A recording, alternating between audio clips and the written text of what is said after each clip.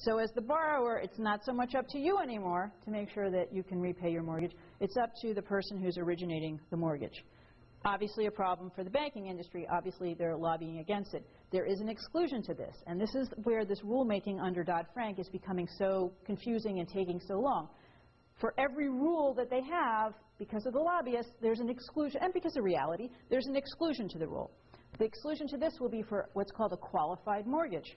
So if you're a mortgage originator and you're making a qualified mortgage, you don't have to make sure that your borrower can repay it. So you're going to want to make all qualified mortgages because you don't want to be on the hook for it, right?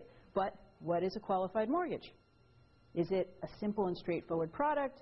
Does it require a certain amount of money down? That's where they're getting caught up in Washington right now with the banking lobbyists and the consumer advocates fighting over, for example, what a qualified mortgage is going to be. And that's why all of this is taking so long. Where are we? The GSE reforms, I've got a list here. How many, I don't know how familiar you are or not with Fannie Mae and Freddie Mac, but how many of you have a feeling on whether you think Fannie Mae or Freddie Mac should still exist or be eliminated? You do. What do you think? I used to buy and sell foreclosures. We never had these problems when they had very strict underwriting requirements. They were there to free up money for banks, so long as the underwriting was good, fine. If it was bad, it went to SEC, or it went to fleet. We didn't have foreclosures. They got stuck with banks. And I think that's part of it. The other part of it is Fannie Mae and Freddie Mac are sort of this hybrid organization. And this impacts all of us. I mean, indirectly, it impacts all of us. They are privately owned, so you can buy shares in Fannie Mae or Freddie Mac, but they also have a public purpose mandate. So, in other words, they've been told you have to do this much lending in, low-income neighborhoods. You have to do this. You have to do that. There aren't a whole lot of other entities I can think of that have private shareholders that are investing in them and want to make money. So the company has to make money. They have executives just like GE or any other company, but at the same time they're told they have to do certain types of business. So there's a little inherent conflict there. The second thing is that investors around the world have always thought that if something happened to their stock, the government would back them. Okay? It's what we call an implicit guarantee, that the U.S. government, meaning us, because it's coming out of our money. I mean, if you think that when they cut $1.5 trillion out of the budget, we're not going to see less cops on the street, higher taxes, all that stuff, I mean, we are definitely going to feel it.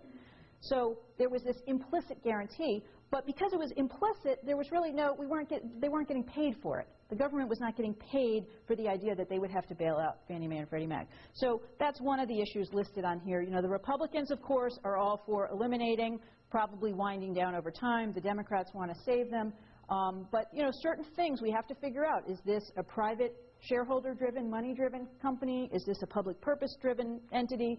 If we're going to guarantee Fannie Mae and Freddie Mac, or do we want to explicitly guarantee it and get the federal government some money for doing that? You know, these are sort of clearing up this kind of gray area that they've been functioning in. But these are some of the other issues for you that have been in discussion on Washington.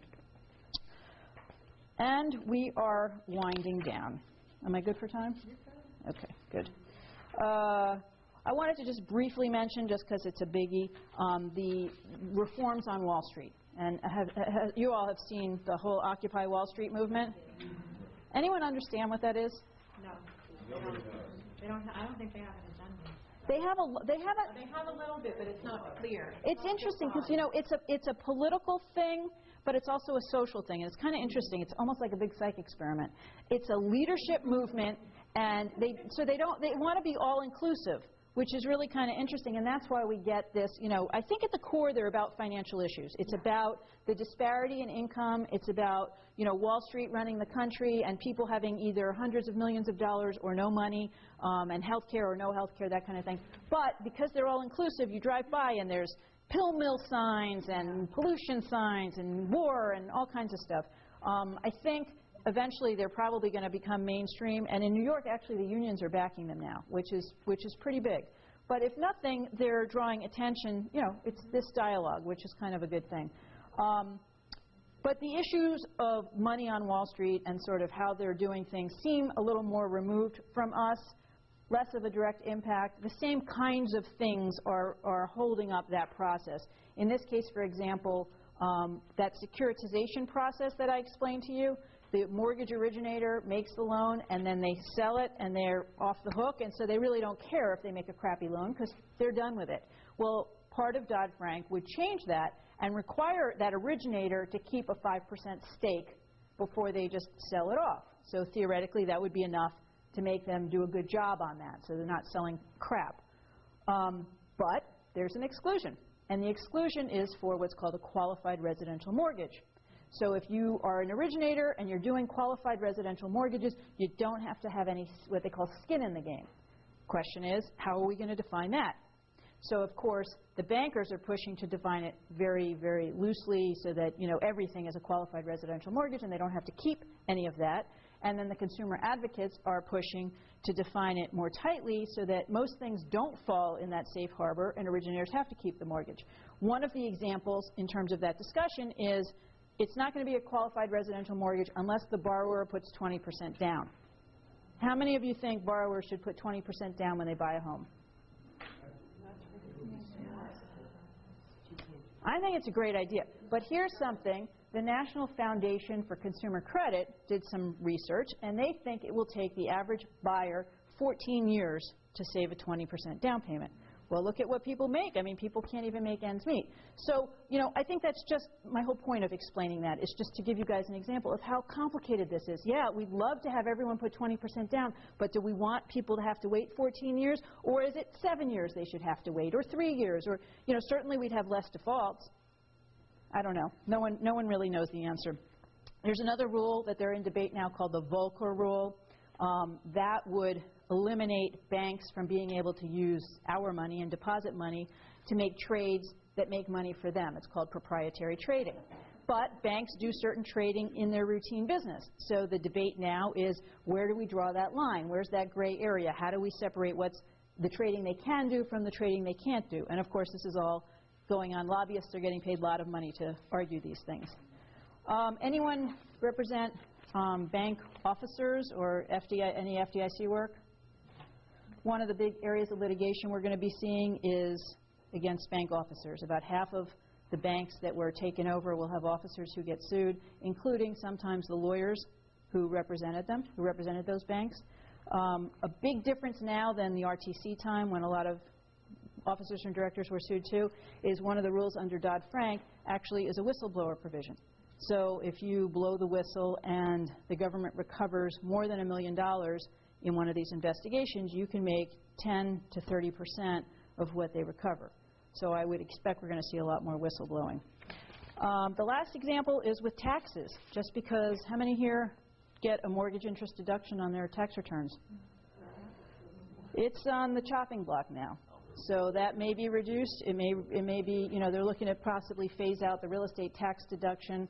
On the other hand, there are other tax initiatives to waive capital gains for real estate investors so that people will buy these inventories. So it's that back and forth. The very last thing I want to mention to you are two pieces of legislation that came up in the last month that bother me a little bit. The acronym, I love these acronyms. This one is HOME, Hardship Outlays to Protect Mortgage Equity Act, you know? Right, it's cute, right?